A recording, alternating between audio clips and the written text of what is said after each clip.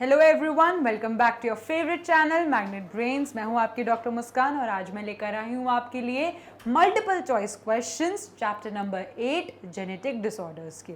So students, magnet brains पे education मिलती है एकदम फ्री। ऐसा बिल्कुल भी नहीं है कि 1 से 2 वीडियोस के बाद आपसे कोई अमाउंट चार्ज करें या फिर कोई कूपन कोड मांगे। यहाँ पे एकदम फ्री एजुकेशन मिलती है ताकि आप अपनी ज़िंदगी में कुछ बहुत अच्छा कर पाएँ। सो स्टूडेंट्स, अभी तक हमने ख़त्म कर चुका है अपना complete chapter explanation of chapter number 8 and अब बारी है अपनी नॉलेज को अप्लाई करने की। एंड वो हम कैसे करेंगे? सॉल्व करके मल्टीपल चॉइस क्वेश्चंस। एंड एक बहुत इंपॉर्टेंट एम है आपका, कोई भी डाउट हो, किसी भी पॉइंट पे आप अटक जाओ तो आपका काम क्या है?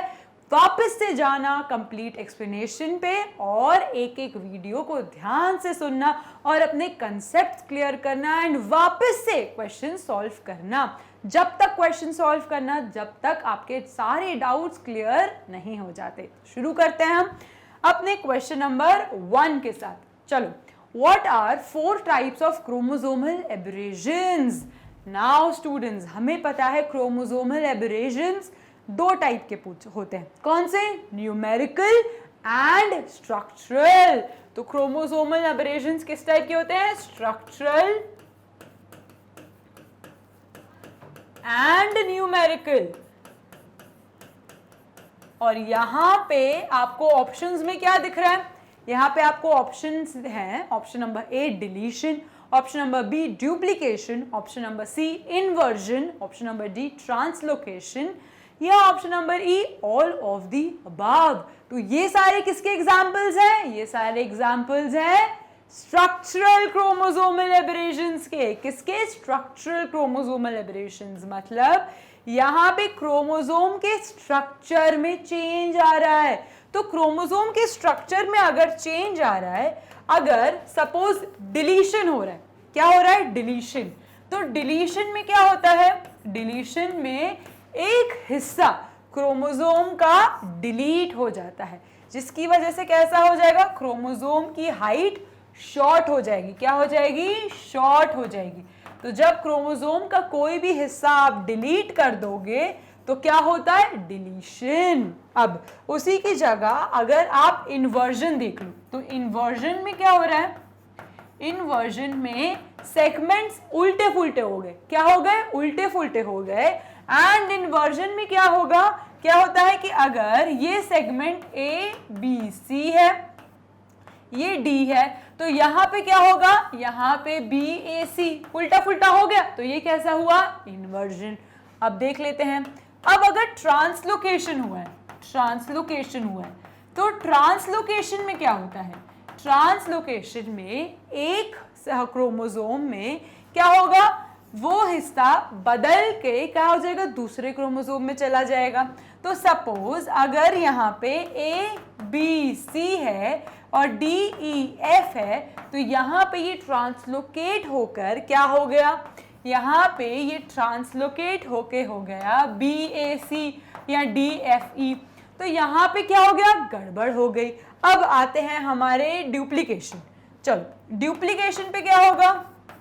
डुप्लीकेशन पे एक क्रोमोसोम का हिस्सा ऐड ऑन हो जाएगा।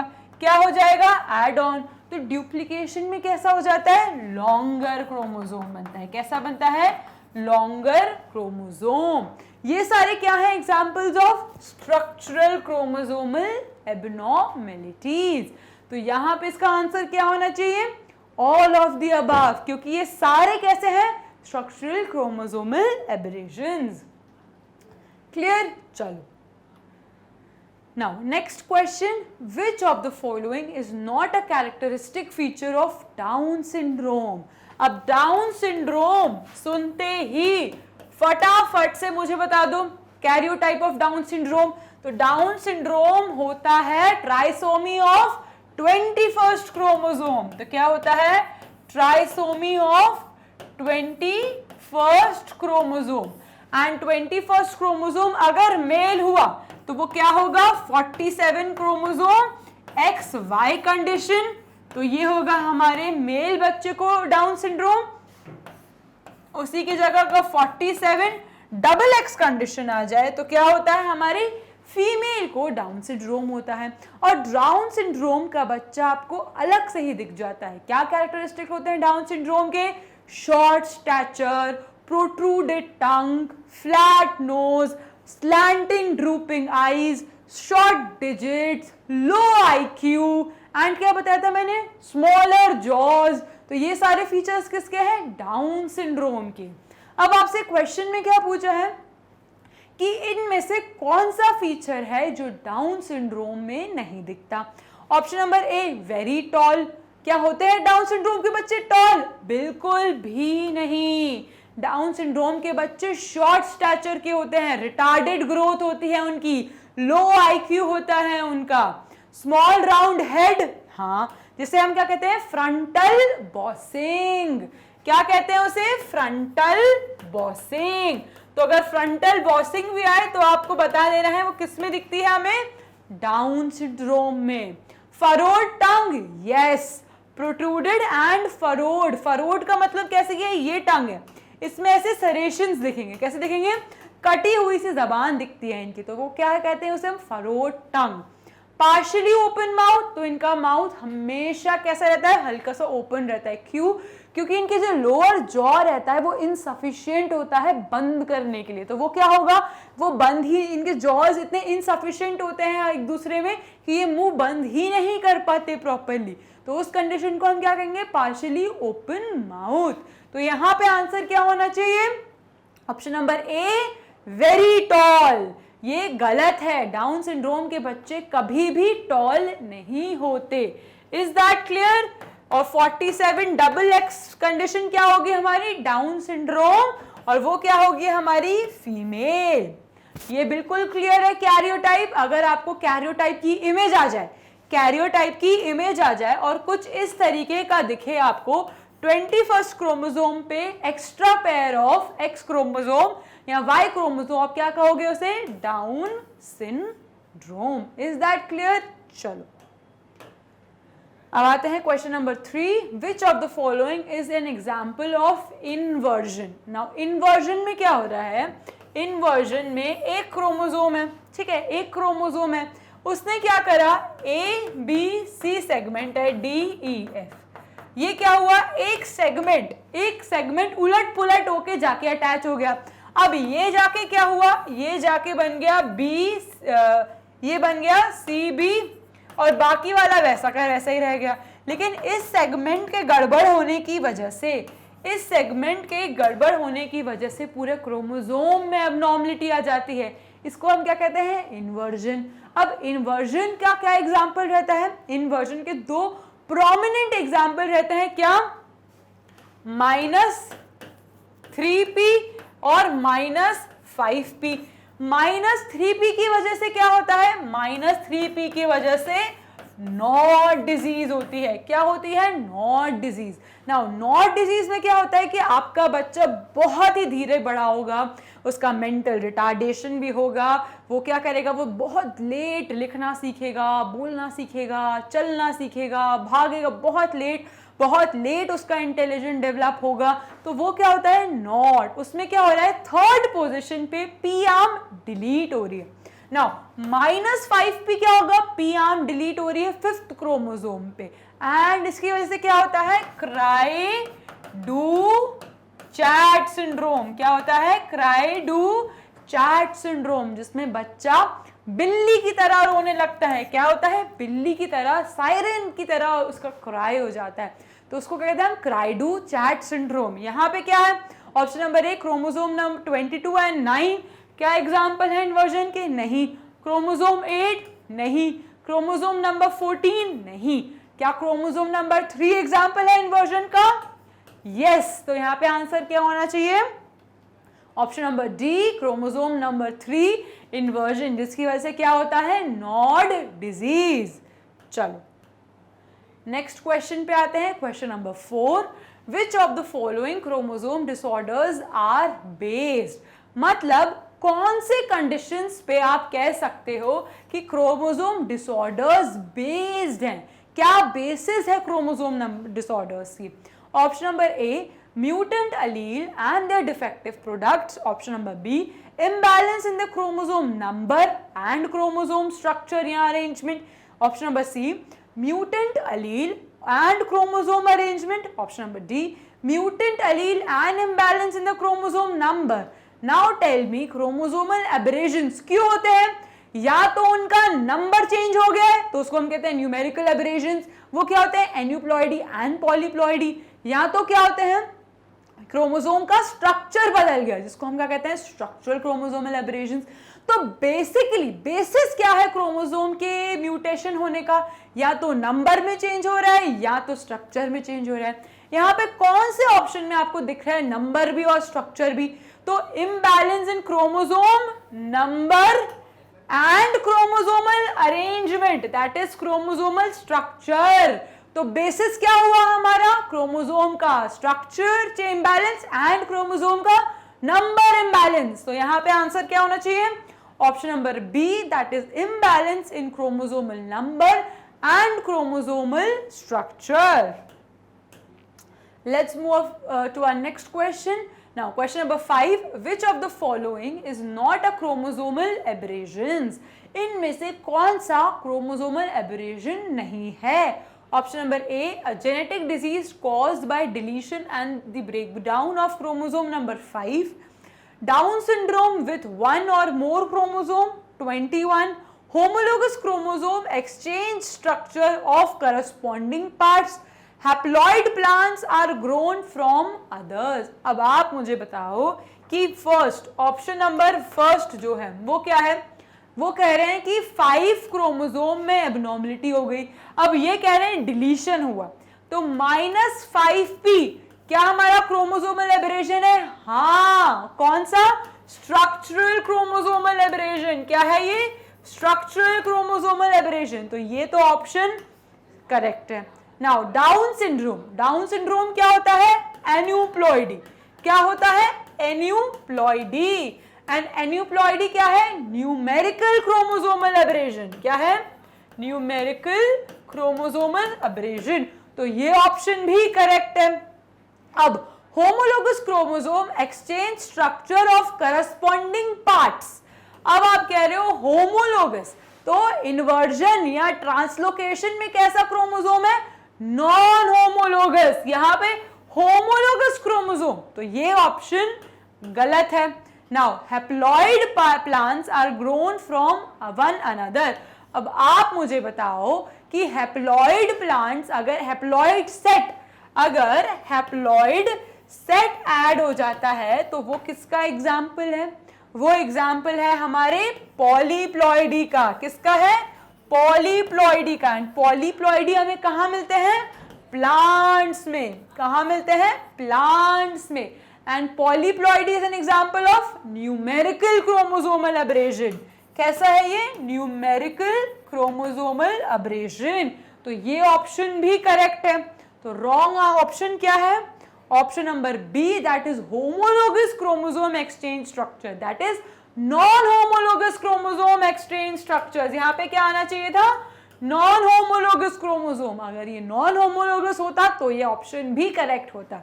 Is that clear? ऐसे माइनर डिटेल्स को बहुत अच्छे से पढ़ना चाहिए क्योंकि हम गलती कहाँ करते हैं? इन्हीं चीजों में। Clear students? चलो next question. Now question number 6 in sickle cell anaemia. अब ये आ गए सिकल सेल डिजीज पे। ग्लूटामेट, ये कह रहे हैं कि ग्लूटामेट चेंज हो जाता है किस में? वेलिन में। Results in formation of HbS, और हमें क्या मिलता है? हीमोग्लोबिन, जो सिकल सेल का है। अब इसमें होता क्या है? ठीक है। Now option number A, aggregates abnormally and can not be adequately carry oxygen. ये कह रहे हैं कि ये एग्रीगेट कर जाती है एबनॉर्मली और ऑक्सीजन कैरिंग कैपेसिटी इसकी डिक्रीज हो जाती है। ठीक है, तो ये तो सही कह रहे हैं बिल्कुल। Now have abnormality high affinity of binding for oxygen? No, it has low efficiency for binding oxygen. Now option number C, stabilize the wall of red blood cell against oxidative damage. क्या sickle cell stabilize करती है red blood cells को absolutely not, वो तो sickling करवा देती है, उससे और ब्रेक डाउन होने लगता है हीमोग्लोबिन का, जिसकी वजह से अनीमिया हो जाता है, तो बिल्कुल स्टेबलाइज नहीं करती वो। Now option number D, cause experience high level of repulsion between neighbouring HBS molecules. क्या ऐसा कुछ होता है कि बहुत रिपल्शन करने लगती है वो? नहीं बच्चों, वो तो सिकलिंग करके एग्रीगेट हो जाती है। रिपल्शन करना होता है दूर दूर भागना, लेकिन यहाँ पे तो सिकलिंग होके पास पास चिपकती हैं, तो ये ऑप्शन भी गलत है। तो करेक्ट ऑप्शन क्या है हमारा? Aggregate abnormality and high low efficiency या decrease oxygen carrying capacity. Basically sickle cell anaemia में क्या होता है? सिकल सेल एनीमिया में ग्लूटामेट की जगह क्या बन जाता है? वेलिन। ग्लूटामेट की जगह क्या बन जाता है? वेलिन। ठीक है, अब जब ग्लूटामेट की जगह वेलिन बन जाता है तो instead of round shaped RBCs हमें कैसे मिलती है? Sickle cell. ऐसे सिकल शेप्ड आरबीसीज मिल जाती हैं। अब स्टूडेंट्स, अगर ये मेरी ब्लड वेसल है, अगर यहाँ पे राउंड आरबीसीज होती हैं तो नॉर्मल फ्लो होगा, नॉर्मल फ्लो ऑफ ब्लड होगा, लेकिन इसी की जगह अगर सिकल सेल शेप की आरबीसीज हो गई तो क्या होता है? वो सिकलिंग कर लेती हैं, आपस में चिपकती हैं, वो सिकलिंग कर लेती है, जिसकी वजह से ये क्लॉट बना लेते हैं ब्लड वेसल्स में। क्या बना लेते हैं? क्लॉट, और बहुत सारी आरबीसीज को ब्रेक डाउन कर लेते हैं, ब्लड फ्लो एबनॉर्मल हो जाता है, तभी ऑक्सीजन कैरिंग कैपेसिटी डिक्रीज हो जाती है, क्योंकि राउंड शेप आरबीसी का मतलब कि हमारी ऑक्सीजन कैरिंग कैपेसिटी नॉर्मल है। सिकलिंग का मतलब यहाँ पे सरफेस एरिया ही नहीं है, जब सरफेस एरिया ही नहीं है तो ऑक्सीजन कैरिंग कैपेसिटी भी नहीं होगी, इसलिए यहाँ पे एनीमिया होने लगता है। क्लियर? एनीमिया इज खून की कमी। खून की कमी क्यों होगी? क्योंकि आरबीसी का ब्रेक डाउन होने लगेगा। Is that clear? चलो, let's move to our next question. Question number 7, which type of mutation results in sickle cell anemia disease? अब आप मुझे बताओ सिकल सेल एनीमिया क्या है? सिकल सेल एनीमिया में होता क्या है? तो बेसिकली सिकल सेल एनीमिया में GAG क्या बन जाता है? GUG। ठीक है, G सेम है, A चेंज हो गया, G सेम है, तो यहाँ पे म्यूटेशन क्या हुआ? म्यूटेशन सिर्फ एक पॉइंट पे हुआ। क्या हुआ? म्यूटेशन सिर्फ एक पॉइंट पे हुआ। तो जब म्यूटेशन एक पॉइंट पे होता है उसको हम क्या कहते हैं? Point mutation. क्या कहते हैं हम? Point mutation. और स्टूडेंट्स, जब सिकल सेल एनीमिया में क्या होना चाहिए? ग्लूटामेट। ग्लूटामेट बनना चाहिए। अब ग्लूटामेट की जगह बनता क्या है? ग्लूटामेट की जगह बनता वेलिन है। अब आप मुझे बताओ, सिर्फ एक पॉइंट के चेंज होने की वजह से पूरा का पूरा करस्पॉन्डिंग या रिजल्ट चेंज हो गया। बनना ग्लूटामेट चाहिए, लेकिन सिर्फ एक पॉइंट की वजह से पूरा का पूरा रिजल्ट चेंज हो गया। उस कंडीशन को हम क्या कहते हैं? Nonsense point mutation, sorry missense point mutation. क्या कहते हैं? Miss sense point mutation. क्या कहेंगे? Miss sense. नॉनसेंस कब कहते हैं? जब स्टॉप कोडॉन पे म्यूटेशन हो जाता है, उस म्यूटेशन का कोई सेंस ही नहीं है, इसलिए हम उसे क्या कहते हैं? नॉनसेंस। एंड साइलेंट म्यूटेशन क्या था? जब कोई भी थर्ड न्यूक्लियोटाइड पे चेंज आए तो रिजल्ट तो तब भी सेम आएगा, तो नो मैटर आप थर्ड का कुछ भी चेंज कर दो, रिजल्ट आपका सेम आना है। वो क्या होता है? Silent mutation. मतलब म्यूटेशन हो गया और आपको पता भी नहीं चला, वो तो इसलिए क्योंकि रिजल्ट सेम ही आया। म्यूटेशन से पहले भी वही बन रहा था, म्यूटेशन के बाद भी वही बन रहा है, तो कोई चेंज नहीं आया, तो वो है हमारा साइलेंट म्यूटेशन। लेकिन जब एक पॉइंट की वजह से पूरा का पूरा रिजल्ट चेंज हो जाता है, वो कैसा होता है? हमारा मिससेंस म्यूटेशन। तो सिकल सेल एनीमिया क्या है? It is the type of point mutation. And कौन सा point mutation? Missense mutation. Sickle cell anaemia is a type of missense point mutation. अब इसमें एग्जांपल देख लेते हैं। कंजर्वेटिव म्यूटेशन नहीं। फ्रेम शिफ्ट म्यूटेशन क्या होता है? पूरा का पूरा फ्रेम चेंज हो रहा है, पूरा का पूरा फ्रेम चेंज हो रहा है, लेकिन यहाँ पे तो पॉइंट म्यूटेशन हो रहा है एक पॉइंट पे, तो ये ऑप्शन भी गलत है। अब option number C, non conservative missense mutation. तो sickle cell anaemia is a type of point mutation and missense mutation. Option number D codon deletion, यहाँ पे कोई कोडॉन का डिलीशन हो रहा है नहीं, तो राइट ऑप्शन क्या है हमारा? Option number C missense mutation. चलो now next question, the factors or agents that causes mutation are called as, वो factors जो mutation cause करते हैं उन्हें हम क्या कहते हैं? या mutation causing agents are known as mutagens, they are known as mutagens। अब mutagens हमने कैसे देखे थे? म्यूटाजन करते क्या है? ये म्यूटेशन कॉज करते हैं। ये क्या हो सकते हैं? केमिकल हो सकता है, केमिकल में क्या हो सकते हैं? ये डीडीटी गैस हो सकती है, ठीक है, या तो हमारी स्मोकिंग गैस हो सकती है। तो इसकी वजह से ये क्या है? हमारे केमिकल्स जो म्यूटेशन कॉज कर रहे हैं। इसी की जगह ये फिजिकल हो सकते हैं।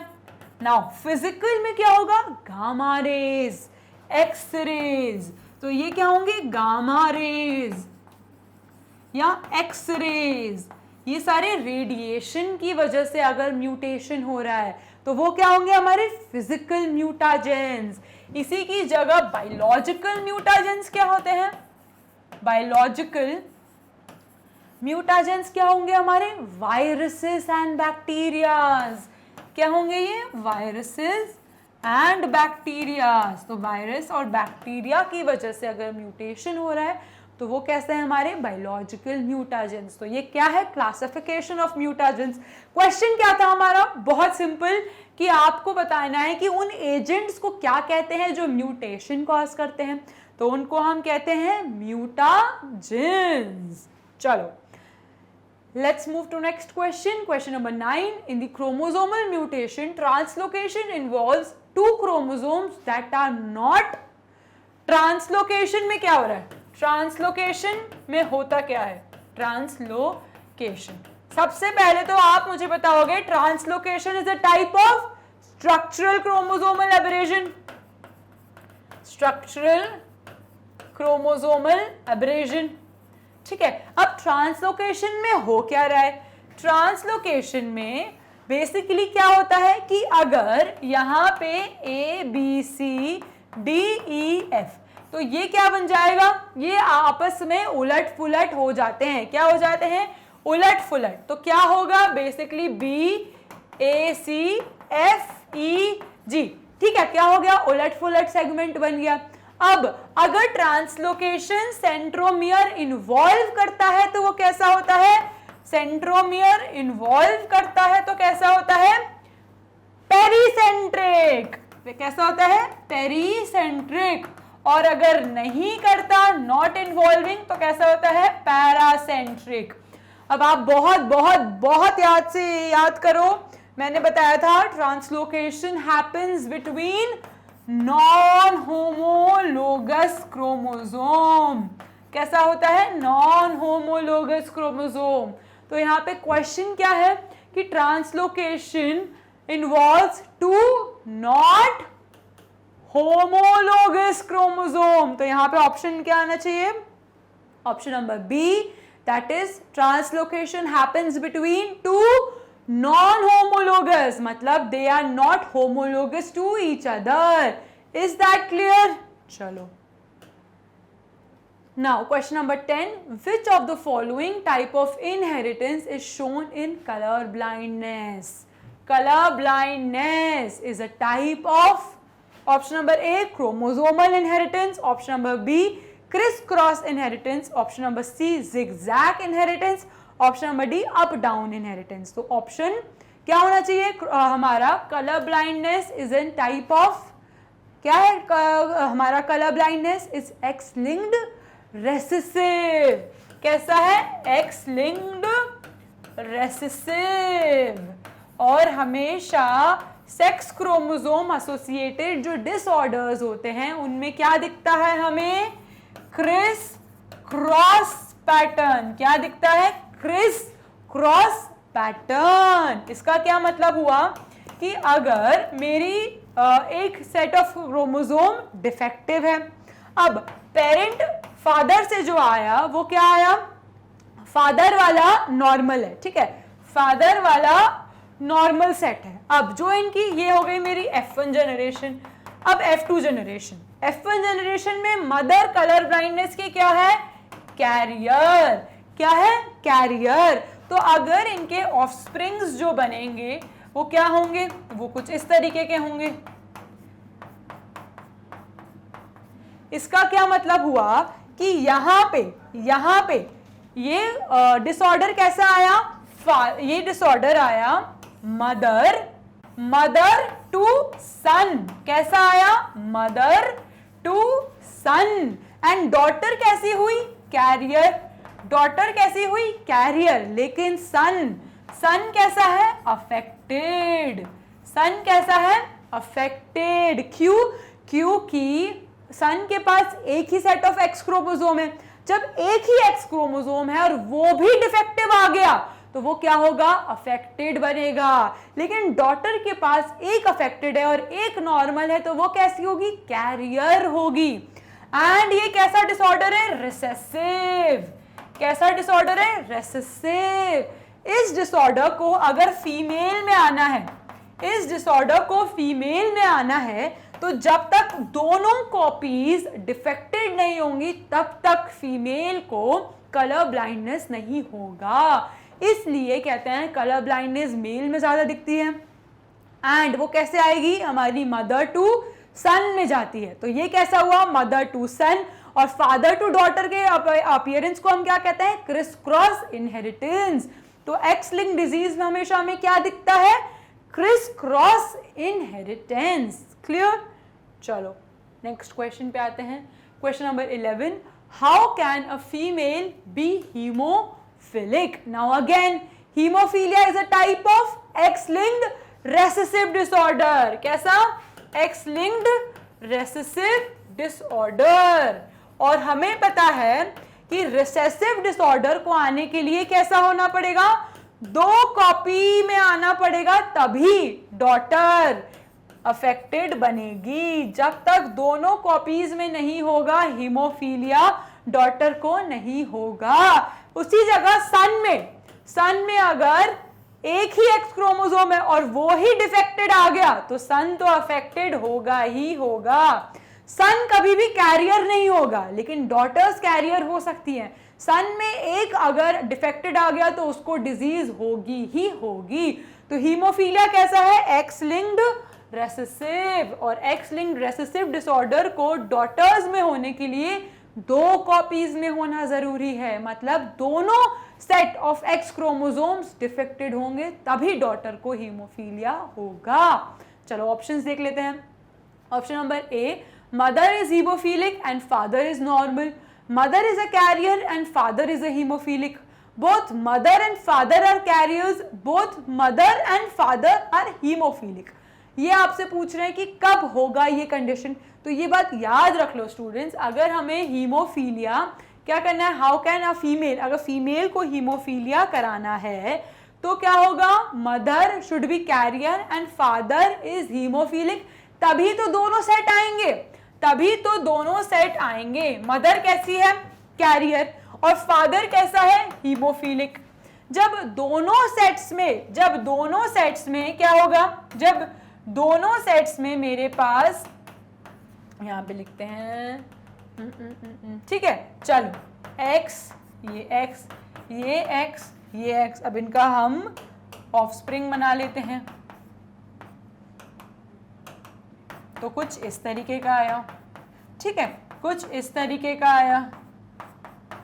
तो ये कह रहे हैं कि क्या चांसेस है डॉटर को हीमोफिलिक होने में। तो मैंने आपको बताया था ना कि डॉटर जब तक हीमोफिलिक नहीं होगी तब तक उसके पास 2 सेट में नहीं है डिफेक्टिव जीन। और डिफेक्टिव जीन पॉसिबल ही कब है, जब मदर कैरियर होगी और फादर हीमोफिलिक होगा, और फादर कैसा होगा, हीमोफिलिक। तभी पॉसिबल है डॉटर के क्या होने के, डॉटर के हीमोफिलिक होने में। क्यों, क्योंकि haemophilia is an x linked recessive disorder, और रेसेसिव डिसऑर्डर को अपेयर होने में दोनों सेट लगेगा, डॉटर में होने में। सन में तो वो एक भी सेट आ जाए तो सन तो हीमोफिलिक है, लेकिन डॉटर जब तक नहीं होगी जब तक दो सेट में उसका डिफेक्ट नहीं आया। Is that clear? चलो, now question number 12, the genetic disorder due to gene mutations mainly due to mutation of a single gene is known as।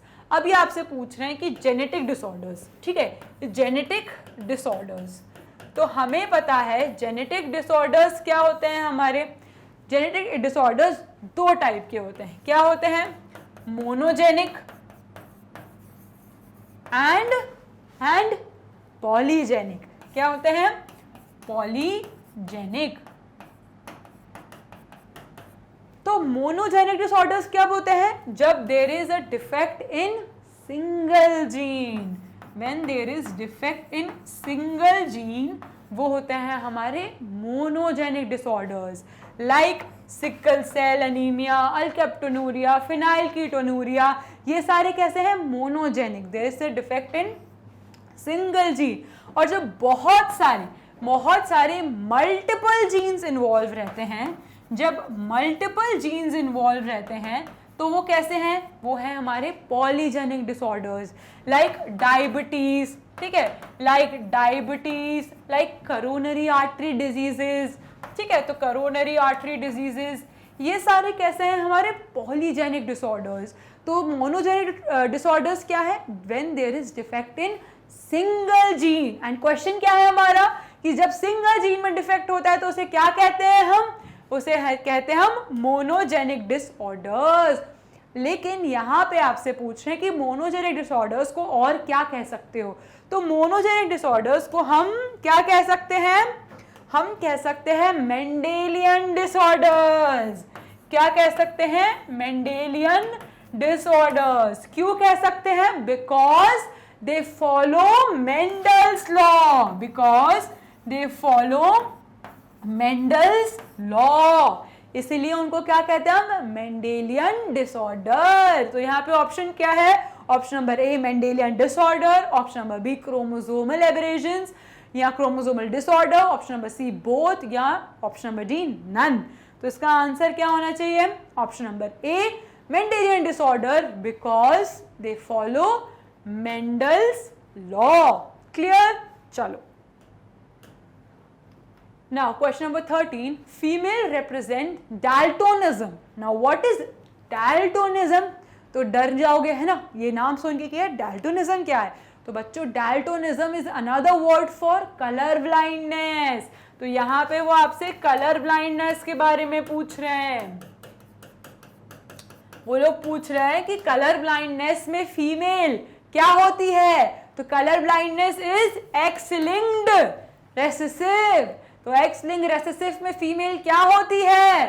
Career होती है। तो यहाँ पे आंसर क्या होना चाहिए? Option number B carrier female. बस ये क्वेश्चन आपको रखने का यही मोटिव था मेरा, ये वर्ड बताना डाल्टोनिज्म। तो डाल्टोनिज्म अगर आ जाए एग्जाम में तो डरने की बात नहीं है, क्योंकि मैम ने हमें समझा दिया what is daltonism. Daltonism is another word for color blindness। चलो, now question number 14, phenylketonuria। phenylketonuria is caused due to increased level of phenylalanine in the blood due to absence of enzyme phenylalanine hydroxylase, option number B decreased level of phenylalanine, option number C presence of enzyme phenylalanine hydroxylase। तो अब आप बताओ phenylalanine होता क्या है? Phenylalanine एक enzyme है, sorry phenylalanine एक अमाइनो एसिड है, ठीक है। फिनाइल एलेनिन हमारी बॉडी में एक अमाइनो एसिड है। अब वो अमाइनो एसिड एक कोई एक्स एंजाइम की वजह से किस में कन्वर्ट होता है? टायरोसिन में। नाउ ये टायरोसिन क्या है? ये टायरोसिन प्रीकर्सर है किसका? मेलानिन का। किसका? थायराइड का, ठीक है, थायरॉक्सिन का, किसका? एड्रेनालिन का, ठीक है। तो ये अगर टायरोसिन हमारी बॉडी में बनेगा तो वो किस में कन्वर्ट होगा? मेलानिन में, टायरोसिन में, एड्रेनालिन में और बहुत सारे और में। अगर ये एंजाइम ही डेफिशिएंट हो जाए, ये एंजाइम ही डेफिशिएंट हो जाए तो क्या होगा, टायरोसिन नहीं बनेगा। जब टायरोसिन नहीं बनेगा तो मेलानिन की वजह से क्या होगा, डीपिगमेंटेशन। क्या होगा, डीपिगमेंटेशन। अब मेलानिन का काम क्या है, पिगमेंट, गोरा काला, ये सब क्या डिसाइड करता है, मेलानिन। तो कैसा होगा, आपकी बॉडी में इरेगुलर पिगमेंटेशन हो जाएगा। नाउ थायरॉक्सिन की वजह से क्या होगा, बेसल मेटाबॉलिक रेट अफेक्ट हो जाएगा। क्या हो जाएगा, बेसल मेटाबॉलिक रेट अफेक्ट हो जाएगा। एड्रेनालिन की वजह से फियर, फ्लाइट, फाइट, ये सारी चीजें क्या हो जाएंगी, डिले हो जाएंगी। तो ये एंजाइम कितना इंपॉर्टेंट है, लेकिन ये एंजाइम है कौन सा, तो ये एंजाइम है फिनाइलएलेनिन हाइड्रोक्साइलेज। क्या है, फिनाइलएलेनिन हाइड्रोक्साइलेज। तो यहां पे करेक्ट आंसर क्या होना चाहिए, increase in level of phenylalanine. Phenylalanine break down ही नहीं होगा टायरोसिन में, तो फिनाइलएलेनिन का लेवल क्या हो जाएगा, इंक्रीज। अगर ये मानो केक है, ठीक है, आपने बर्थडे गर्ल के लिए बहुत सारे केक ले आए, लेकिन बर्थडे गर्ल ही नहीं आई, तो उसके केक तो वेस्ट होंगे ना। उसी तरह अगर फिनाइलएलेनिन आपकी बॉडी में बनते जा रहा है, आप उसे तोड़ ही नहीं रहे टायरोसिन में, तो वो फिनाइलएलेनिन तो अक्यूमुलेट होगा ना। तो फिनाइलएलेनिन जब अक्यूमुलेट होगा तो उसकी वजह से बीमारी तो होगी। अब टायरोसिन नहीं बनेगा तो उसकी वजह से भी एब्नॉर्मलिटी होगी। तो यहाँ पे तो सोने पे सुहागा हो रहा है, एक तो फिनाइलएलेनिन का कॉन्सेंट्रेशन बढ़ता ही जा रहा है बॉडी में, ऊपर से टायरोसिन के ना होने की वजह से ये सारी चीजें गड़बड़ हो रही हैं। तो यहाँ पे आंसर क्या होना चाहिए कि फिनाइल कीटोन्यूरिया। अब जो फिनाइलएलेनिन आपके बॉडी में इतना हाई लेवल में बन रहा है वो कहाँ जाएगा, कहीं ना कहीं तो जाएगा ना। तो यूरिन में सिक्रीट हो जाता है सारा का सारा, तो यूरिन काली सी हो जाती है हमारी, तो उसको हम क्या कहते हैं, फिनाइल कीटोन्यूरिया, मतलब फिनाइलएलेनिन इन यूरिन। ठीक है, उसको अगर तोड़ो तो बेसिकली फिनाइलएलेनिन हो क्यों, फिनाइल कीटोन्यूरिया हो क्यों रहा है, क्योंकि increase level of phenylalanine because of absence of enzyme phenylalanine hydroxylase, जो यहां होता है फिनाइलएलेनिन हाइड्रोक्साइलेज, जो यहां काम करता है और ब्रेक डाउन करता है फिनाइलएलेनिन को इनटू टायरोसिन में। Is that clear? चलो question number 15, cystic fibrosis is caused due to, what is cystic fibrosis? तो basically cystic fibrosis is a single gene mutation disorder, मतलब ऑटोजोमल डिसऑर्डर है ये। अब इस ऑटोजोमल डिसऑर्डर की वजह से क्या होता है, जो हमारी बॉडी में CFTR cystic fibrosis transmembrane gene जो रहता है वो क्या हो जाता है, म्यूटेटेड। तो CFTR जीन कैसा हो जाता है, म्यूटेटेड। अब उसके म्यूटेशन की वजह से क्या होगा, जो ये हमारे क्या है, ये हमारे ब्रोंकियोल्स हैं, लंग्स हैं, उसमें क्या होते हैं, ब्रोंकियोल्स। अब इन्हीं ब्रोंकियोल्स के पास क्या रहता है, म्यूकस। अब CFTR का काम क्या होता है, फ्लूइड सिक्रीशन को मेंटेन करना। क्या, फ्लूइड सिक्रीशन को मेंटेन करना। अब ये CFTR ही डेफिशिएंट हो गया, ये CFTR ही डेफिशिएंट हो गया, तो ये हमारे ब्रोंकियोल्स की लाइनिंग को क्या कर देता है, मोटा, थिक, एकदम मोटा सा थिक कर देता है। अब इसके थिक होने की वजह से क्या होगा, कंजेशन, खांसी, थ्रोट में प्रॉब्लम, बोल नहीं पाओगे, एकदम फंसा फंसा सा लगेगा, एकदम मतलब कंजेस्टेड फील होगा। तो ये सब किस में होता है, सिस्टिक फाइब्रोसिस में। एंड सिस्टिक फाइब्रोसिस हुआ क्यों, एक जीन CFTR जो क्या है, सिस्टिक फाइब्रोसिस ट्रांसमेम्ब्रेन, उसका म्यूटेशन हो गया, जिसकी वजह से आपको ये सारी प्रॉब्लम्स हो गई, खांसी होगी, बहुत ज़्यादा सीवियर सिम्टम्स हैं इसके। लेकिन यहाँ पे क्वेश्चन क्या है, यहाँ पे क्वेश्चन है कि cystic fibrosis is caused due to, option number A, single autosomal recessive gene. अब ये तो मैम ने खुद ही बोल दिया कि it is an autosome disorder, ठीक है, it is an autosome disorder. अब क्या ये रेसेसिव है या डोमिनेंट है, आप बताओ। Cystic fibrosis autosomal recessive gene, double autosome recessive gene, single allosome recessive gene या डबल एलोसोम रिसेसिव जीन। तो cystic fibrosis is a single autosome recessive gene, यहाँ पे कोई एलोसोम का काम नहीं है। Cystic fibrosis is a single autosomal recessive gene disorder, जिसमें क्या होता है, म्यूकस सिक्रीशन हमारे ब्रोंक्यूल्स में इंक्रीज हो जाता है, लाइनिंग थिक हो जाती है, कंजेशन होगा, ब्रेथलेसनेस होगी और कॉफ निकलेगा। तो ये सारी चीजें किसमें होती है, सिस्टिक फाइब्रोसिस में। It is a single gene autosomal recessive disorder. चलो question number 16, in human beings 45 chromosome single XO condition is known as.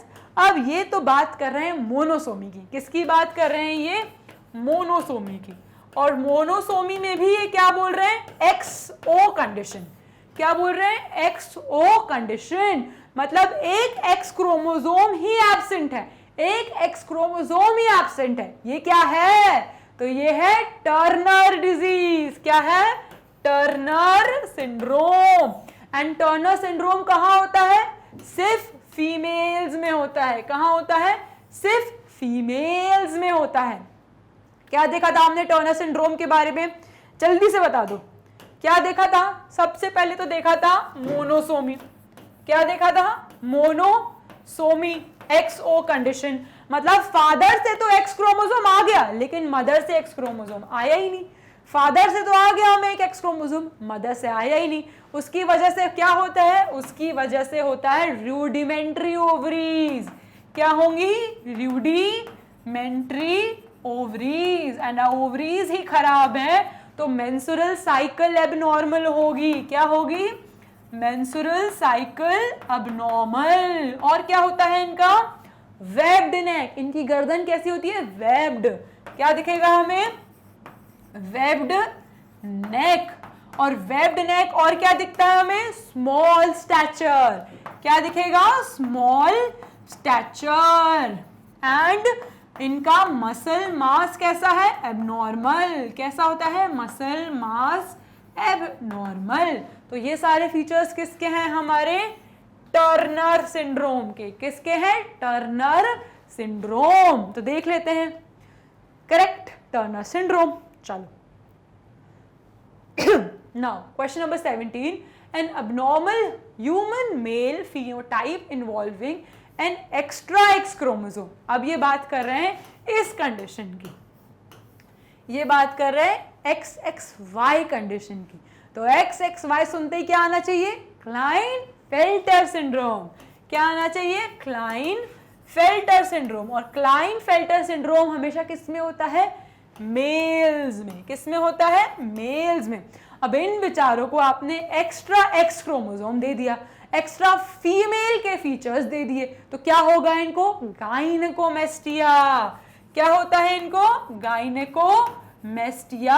और क्या होगा इनको, गाइनेकोमेस्टिया के साथ इनको बॉडी में कम हेयर होते हैं, तो less facial hair, less facial hair. अब ये इनकी हाइट क्या होती है, बहुत लंबी। तो ये क्या होते हैं, यूजुअली टॉल होते हैं।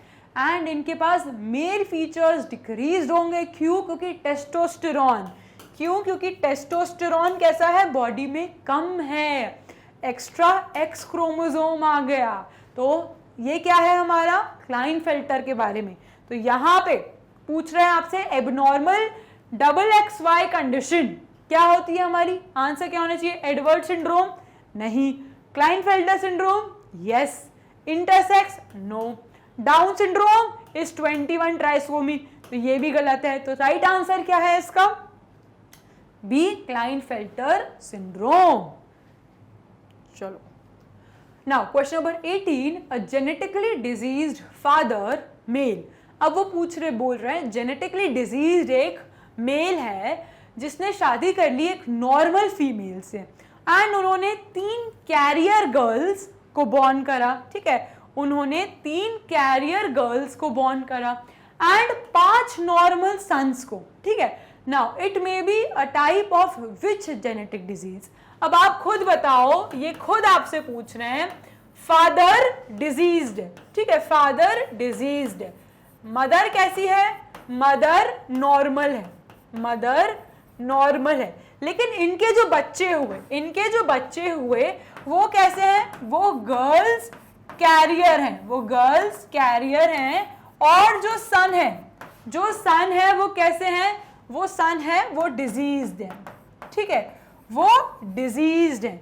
तो ये क्या है स्टूडेंट्स, अब अगर आपको ऐसा दिख रहा है, ठीक है, अगर मैं इसका पेडिग्री एनालिसिस बनाऊं तो यहाँ पे फादर क्या है, फादर डिजीज्ड है, ठीक है, लेकिन मदर नॉर्मल नहीं होगी। मदर कैसी है हमारी, कैरियर। मदर कैसी है, कैरियर। तभी तो जो उसकी सारी डॉटर्स हैं वो क्या है, कैरियर्स। और सन कैसे हैं, सन है उसके डिजीज्ड। सन कैसे है, डिजीज्ड, क्योंकि एक भी एक्स क्रोमोसोम डिफेक्टेड सन के पास आ जाएगा तो वो क्या हो जाएगा, उस सन को वो बीमारी हो जाएगी। क्या होगी, एक भी एक्स क्रोमोसोम डिफेक्टेड आ गया तो है ही उसके पास एक एक्स क्रोमोसोम, तो बेचारा सन तो डिजीज होगा ही ना। तो ऐसे डिसऑर्डर को हम क्या कहेंगे, ऐसे डिसऑर्डर को हम कहेंगे एक्स लिंक्ड, जल्दी बताओ क्या कहेंगे, एक्स लिंक्ड डिजीज। और एक्स लिंक्ड डिजीज को हम क्या कहते हैं, सेक्स लिंक्ड डिसऑर्डर्स। तो यही तो आपसे क्वेश्चन पूछा है कि जब फादर से ऐसे इनहेरिटेंस आ रहा है, क्रोमोसोम पे डिपेंडेंट है वो भी, और हमारे उस पर डिपेंड कर रहा है, और क्रिस क्रॉस इनहेरिटेंस दिख रहा है। और क्या दिख रहा है हमें, क्रिस क्रॉस इनहेरिटेंस। क्या दिख रहा है, क्रिस क्रॉस इनहेरिटेंस। तो डिजीज को हम क्या कहते हैं, सेक्स लिंक्ड डिजीज। या तो वो सेक्स लिंक्ड हमारी एक्स लिंक्ड रेसेसिव हो सकती है, या तो एक्स लिंक्ड डोमिनेंट हो सकती है। बट ये पैटर्न तो हमें किस में दिखता है, हमें सेक्स लिंक्ड डिजीज में ही दिखता है। क्लियर। चलो question number 19, pattern baldness, moustaches या beard in human males are example of. अभी हमने देखा था सेक्स लिंक्ड डिजीज, उसमें क्या हो रहा था, या तो एक्स क्रोमोसोम पे डोमिनेंट हो रहा था, या तो एक्स क्रोमोसोम पे रेसेसिव था, या वाई लिंक डोमिनेंट ट्रेट था। तो उन कंडीशंस में क्या होता है, हमारे ऑफस्प्रिंग में आता है। लेकिन यहाँ पे क्या हो रहा है, यहाँ पे पैटर्न बॉल्डनेस, यूजुअली आपने नोटिस करा होगा फादर टू सन क्या होता है, अगर फादर बॉल्ड है तो सन भी बॉल्ड होता है, फादर की मुस्टैच नहीं है तो सन के भी नहीं होंगे। तो जो ऐसे सेक्स लिंक्ड जो हमारे वो रहते हैं, इन्फ्लुएंस फैक्टर्स रहते हैं, यहाँ पे सेक्स से लिंक्ड नहीं रहता, यहाँ पे कोई डोमिनेटिंग रेसेसिव ट्रेट नहीं है, यहाँ पे यूजुअली मेल पैटर्न में ट्रांसफर हो रहे हैं, ठीक है, फादर टू सन जा रहे हैं, फादर को उनके ग्रैंडफादर से आ रहे होंगे। तो यहाँ पे जो ट्रेट्स होते हैं इनको क्या कहते हैं, इनको हम कहते हैं सेक्स इन्फ्लुएंस्ड ट्रेट्स। क्या कहते हैं, सेक्स इन्फ्लुएंस। तो जो मेल पैटर्न बॉल्डनेस है, मुस्टैशेस हैं, बियर्ड हैं, ये यूजुअली फादर टू सन है, उनके फादर को उनके ग्रैंडफादर से, तो यहाँ पे मेल पैटर्न फॉलो हो रहा है, तो इसलिए इनको क्या कहते हैं हम, सेक्स इन्फ्लुएंस्ड ट्रेट्स। क्लियर। चलो question number 20, cry do chat, मेरा तो फेवरेट है ये, ठीक है, cry do chat syndrome. Cry-do-chat syndrome is caused by, so we know Cry-do-chat is a -5p condition. Cry-do-chat is a -5p. -5p is an example of deletion. क्या होता है, deletion. Deletion of 5th chromosome पे p arm. तो ये बेचारा मेरा 5th chromosome, इसकी p arm ही नहीं है, तो जब p arm of 5th chromosome delete हो जाती है तो क्या होता है, क्राई-डू-चैट सिंड्रोम। एंड क्राई-डू-चैट में क्या होता है, सायरन लाइक बच्चा रोता है, एकदम बिल्ली की तरह रोने लगता है, ठीक है। तो option number 8, trisomy of 21st is Down syndrome. Trisomy of 21st is Down syndrome, तो ये तो आंसर नहीं होगा। Option number B, fertilisation of excess egg by normal Y bearing sperm, नहीं, ये भी ऑप्शन नहीं है। Option number C, loss of half of the short arm of chromosome number 5, yes, ये होना चाहिए। नहीं नहीं नहीं, अब आप मुझे यहां पे लॉजिक बताओ। नहीं नहीं, ये तो बताना पड़ेगा, ठीक है। अब आप बताओ कि ये मेरा क्या है, सेंट्रोमियर। क्या है, सेंट्रोमियर। और हमें पता है कि इसकी 2 आर्म्स होती हैं, इसकी 2 आर्म्स होती हैं, एक आर्म होती है पी आर्म, एक आर्म होती है क्यू आर्म। ये क्वेश्चन आप सॉल्व ही तब कर पाओगे जब आपको ये पता होगा कि पी आर्म शॉर्ट होती है या क्यू आर्म। तो स्टूडेंट्स, मेरे प्यारे बच्चों, हमेशा क्या होती है, पी आर्म शॉर्ट होती है। क्या होती है, शॉर्ट होती है। और क्या होता है हमारा क्राई-डू-चैट, क्राई-डू-चैट इज -5p। तो दूसरे वर्ड्स में क्या लिख सकती हूं मैं कि क्रोमोसोमल डिसऑर्डर इन विच -5 मतलब फिफ्थ क्रोमोसोम की शॉर्ट आर्म का डिलीशन हो गया। फिफ्थ क्रोमोसोम की शॉर्ट आर्म का डिलीशन हो गया। Is that clear? चलो question number 21, identify the type of inheritance shown in given figure. अभी पेडिग्री एनालिसिस आ गया। अब सबसे पहले रूल क्या है पेडिग्री एनालिसिस का? आपको देखना है कि यहां पे कोई भी जनरेशन स्किप हो रही है। F1 जनरेशन में भी बीमारी है, F2 जनरेशन में भी बीमारी है, F3 जनरेशन में भी बीमारी है और F4 जनरेशन में भी बीमारी है। यहाँ पे सारी जनरेशन में बीमारी है। तो ये कैसी है? ये है हमारी डोमिनेंट ट्रेट। इतना तो हमें क्लियर हो गया कि ये डोमिनेंट है। अब सेकंड हम क्या देखते हैं? सेकंड हम देखते हैं पैटर्न। क्या देखते हैं? पैटर्न। फर्स्ट हम देखते हैं स्किपिंग। तो यहाँ पे स्किपिंग तो नहीं हो रही, मतलब ये डोमिनेंट ट्रेट है। अब देखो पैटर्न, तो यहाँ पे क्या है? यहाँ पे फादर को बीमारी है और यहाँ पे सारी डॉटर्स को बीमारी आ रही है। पैटर्न है? हाँ पैटर्न है। तो जब पैटर्न रहता है तो ये कैसी होगी? X linked. कैसी होगी ये? X linked dominant. कैसी होगी ये? X linked dominant trait. अब बताओ ये वाई लिंक्ड क्यों नहीं होगी? क्योंकि यहाँ तो डॉटर्स बीमार हो रही है ना। तो डॉटर्स जब बीमार हो रही है तो वाई क्रोमोसोम अगर डोमिनेंट हुआ तो किस काम का? सही बात है कि नहीं? तो ऑप्शन देख लेते हैं। It is a dominant x linked disease. It is a dominant x linked disease. Solve हो गया पेडिग्री? वाह यार मैम, सॉल्व हो गया हमारा पेडिग्री। Now question number 22, अल्कैप्टोन्यूरिया। अल्कैप्टोन्यूरिया में क्या होता है? यूजुअली हमारी बॉडी के सिक्रीशन ब्लैक होने लगते हैं। क्यों? क्योंकि एक एंजाइम एब्सेंट होता है। वही एंजाइम आपको बताना है। ऑप्शन नंबर ए, नहीं, इसमें आपको बताना है कि ये कौन सा डिसऑर्डर है। ठीक है, option number A sex linked dominant disorder, sex linked recessive disorder, autosomal recessive disorder या ऑटोसोमल डोमिनेंट डिसऑर्डर। तो alkaptonuria is a type of autosomal recessive disorder. तो यहाँ पे क्या होना चाहिए? Alkaptonuria is autosomal recessive disorder. Question number 23, given the pedigree shows that the trait is inherited as autosomal dominant। अब आपको बताना है कि इधर जीनोटाइप क्या है मदर और फादर का। तो ये है पेडिग्री हमारा। ठीक है, ये है हमारा पेडिग्री जिसमें क्या है? जिसमें मदर डिजीज्ड है और फादर कैसा है? अभी तो कुछ नहीं दिख रहा फादर को, लेकिन F2 जनरेशन में एक डॉटर बीमार हुई, एक सन नॉर्मल है और एक सन डिजीज्ड है। ठीक है, तो ये है हमारा पेडिग्री एनालिसिस। अब हमें जीनोटाइप बताना है। क्या बताना है हमें जीनोटाइप बताना है अपने पेडिग्री एनालिसिस का। अब आप मुझे बताओ कि अगर यहाँ पे मैं अज्यूम कर लूं कि जो मेरे फादर हैं वो क्या है? वो है रेसेसिव। ठीक है, अगर केस वन मैं ये अज्यूम कर लूं कि मदर कैसी है? हमारी होमोजाइगस डोमिनेंट। कैसी है? Homozygous dominant. अगर मदर होमोजाइगस डोमिनेंट है तो फादर के साथ क्या होगा? जो बच्चे बॉर्न होंगे वो कैसे होंगे? जो बच्चे बॉर्न होंगे वो सारे के सारे क्या होंगे? सारे के सारे डिजीज्ड होंगे। क्या होंगे? सारे के सारे डिजीज्ड होंगे। कैसे होंगे? सारे के सारे डिजीज्ड। और यहाँ पे पेडिग्री कैसे बनेगी? सारे बच्चे डिजीज्ड। लेकिन यहाँ पे एक बच्चा तो डिजीज नहीं है, तो ये कंडीशन तो नॉट पॉसिबल। अब दूसरी कंडीशन देख लेते हैं। दूसरी कंडीशन में मैं ये अज्यूम करती हूँ कि जो मेरी मदर है वो कैसी है? हेट्रोजाइगस। वो कैसी है? हेट्रोजाइगस, मतलब एक ही एलील डिफेक्टिव है, एक नॉर्मल है। अब यहाँ पे जब फादर के साथ उसके ऑफस्प्रिंग होंगे तो कैसे होंगे? जब फादर के साथ उसके ऑफस्प्रिंग होंगे तो यहाँ पर चांसेस कैसे हैं?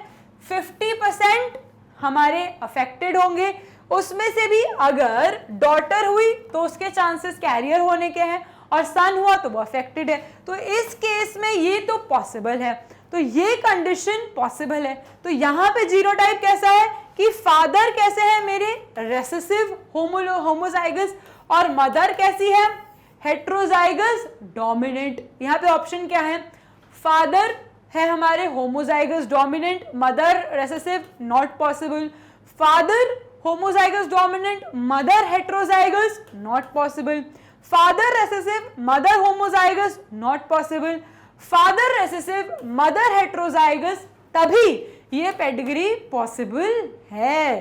तो यहां पे आंसर देख लेते हैं, father recessive and mother heterozygous. चलो question number 24, study the pedigree chart given below and what does it say. अब सबसे पहले तो पेडिग्री चार्ट पे आ जाओ। तो इस पेडिग्री चार्ट पे आपको स्किपिंग देखो, देख ली स्किपिंग देखो सबसे फर्स्ट। तो अब बताओ, यहाँ पे स्किप तो हो रहा है, पहली जनरेशन में कोई बीमारी ही नहीं है, दूसरी जनरेशन में आई, तीसरी जनरेशन में भी आई, तो ये तो रेसेसिव है। इतना क्लियर हो गया कि ये रेसेसिव डिसऑर्डर की बात कर रहे हैं। अब ऑप्शन देख लेते हैं, this pedigree chart is wrong as is this is not possible, ऐसा तो कुछ भी नहीं है, पॉसिबल तो है। B, inheritance is recessive sex linked disease like haemophilia. अब हीमोफीलिया अगर ये होता तो यहाँ पे फादर को तो डिजीज होना चाहिए ना, या मदर कैरियर, तो ये तो आंसर नहीं है। Now inheritance of sex-linked inborn error of metabolism like phenylketonuria. Now, inheritance of condition like phenylketonuria as it is an autosomal recessive disorder. तो basically ये कह रहे हैं कि phenylketonuria की वजह से हो रहा है बिकॉज ये सेक्स लिंक डिसऑर्डर है, यहाँ phenylketonuria की वजह से हो रहा है क्योंकि ये सेक्स लिंक रेसेसिव डिसऑर्डर है। तो यहाँ पे जनरेशन क्या हो रही है, स्किप हो रही है, यहाँ पे जनरेशन स्किप हो रही है। तो हम बात तो रेसेसिव डिसऑर्डर की कर रहे हैं। यहाँ पे हीमोफीलिया नहीं हो सकता क्योंकि हीमोफीलिया में क्या होगा, फादर टू सन जाएगा एंड फादर टू डॉटर जाएगा, सन और मदर टू सन जाएगा, तो यहाँ पे पैटर्न भी नहीं दिख रहा, तो हीमोफीलिया भी नहीं है। तो यहाँ पे क्या होगा, यहाँ पे ऑटोजोमल की बातें कर रहे हैं। किसकी बात कर रहे हैं, ऑटोजोमल की बातें कर रहे हैं। क्यों, क्योंकि यहाँ पे कोई पैटर्न नहीं दिख रहा, यहाँ पे कोई पैटर्न नहीं है, और पैटर्न नहीं है मतलब वो कैसा है, ऑटोसोमल डिजीज है। कैसा है, autosomal disease and autosomal recessive. तो यहाँ पे क्या है, ऑटोसोमल रेसेसिव डिसऑर्डर। तो यहाँ पे होना क्या चाहिए answer, phenylketonuria because it is an autosomal recessive disorder. Autosomal recessive disorder. Haemophilia क्यों नहीं होगा, क्योंकि यहाँ पे कोई पैटर्न नहीं है, और पैटर्न नहीं है मतलब ये ऑटोसोमल डिसऑर्डर है, सेक्स लिंक्ड नहीं। Is that clear. चलो क्वेश्चन नंबर 25, अल्कैप्टोन्यूरिया, जो वहां पे हमने छोड़ दिया था, ठीक है, अल्कैप्टोन्यूरिया। हमें पता है अल्कैप्टोन्यूरिया क्या है हमारा, जल्दी बताओ, अल्कैप्टोन्यूरिया क्या है हमारा, ऑटोसोमल रेसेसिव डिसऑर्डर। क्या है, autosomal recessive disorder. Autosomal recessive disorder है हमारा अल्कैप्टोन्यूरिया, जिसमें क्या होता है, कौन सा एंजाइम डेफिशिएंट होता है, यही क्वेश्चन है आपसे। चलो एंजाइम डेफिशिएंट होना बाद में देखते हैं, इससे पहले देखते हैं इसमें होता क्या है। इसमें क्या होता है, ब्लैकनिंग ऑफ सिक्रीशंस हो जाते हैं, ब्लैकनिंग ऑफ सिक्रीशंस हो जाते हैं। हमारी आंखें काली पड़ जाएंगी, स्वेट जो होता है वो काला आता है, यूरिन काली होती है, तो सारे सिक्रीशंस काले हो जाते हैं। वो क्यों होते हैं, क्योंकि एक एंजाइम डेफिशिएंट होता है अल्कैप्टोन्यूरिया में, और वो एंजाइम क्या है हमारा, होमोजेंटिसिक एसिड। तो क्या है वो एंजाइम, होमोजेंटिसिक एसिड। तो अल्कैप्टोन्यूरिया जिसमें ब्लैकनिंग ऑफ यूरिन हो रही है, that is because of deficiency of enzyme homogentisic acid. तो इसका आंसर क्या आना चाहिए, option number D, homogentisic acid that causes blackening of urine and that पूरी बीमारी is known as अल्कैप्टोन्यूरिया। चलो ये तो हो गया हमें बहुत अच्छे से क्लियर। इसी के साथ हमने सारे मल्टीपल चॉइस क्वेश्चन सॉल्व कर लिए चैप्टर नंबर 8 जेनेटिक डिसऑर्डर के। अगर कोई भी डाउट हो तो do let me know, I will definitely clear your doubt. और अगर आपको कंसेप्ट में कुछ डाउट है तो वापस से जाइए पुराने वीडियोस पे, फटाफट से ब्रशअप करिए अपनी नॉलेज, रिवाइज करिए, कंसेप्ट बनाइए और फिर से सॉल्व करिए। एंड उसके बाद भी प्रॉब्लम है तो डू लेट मी नो, मैं आपके सारे क्वेश्चंस, सारे क्वेरीज सॉल्व करूंगी। क्यों? क्योंकि मैग्नेट ब्रेन्स बिलीव करता है एकदम हाई क्वालिटी एजुकेशन, वो भी एकदम फ्री। आप चाहते हैं मेरा कंटेंट देखना तो आप मेरा वेबसाइट देख सकते हैं। All you have to do is just visit www.magnetbrains.com। या तो आप ऐप डाउनलोड कर सकते हो, वो भी एकदम फ्री, या तो आप हमारे वीडियोस यूट्यूब पे देख सकते हो। और ये सब कुछ कैसा है? एकदम फ्री, कोई कूपन कोड नहीं मांगेंगे, कोई अमाउंट चार्ज नहीं करेंगे। यहाँ पे एकदम निशुल्क फ्री एजुकेशन मिलती है। मेरे बायोटेक के साथ साथ यहाँ पे बहुत सारे कोर्सेज भी मिलते हैं, सीबीएसई इंग्लिश मीडियम या हिंदी मीडियम, क्लास किंडरगार्टन से लेके क्लास 12 तक, NTSC, olympiad, CUET, IIT JEE, NEET, UP Bihar, spoken English, bank, RRB, SSC, जैब कैब, यहाँ पे सारे मटेरियल्स अवेलेबल हैं, वो भी एकदम फ्री। अगर आपको मेरे वीडियोस अच्छे लगते हैं तो stay tuned for my next video and thank you so much students.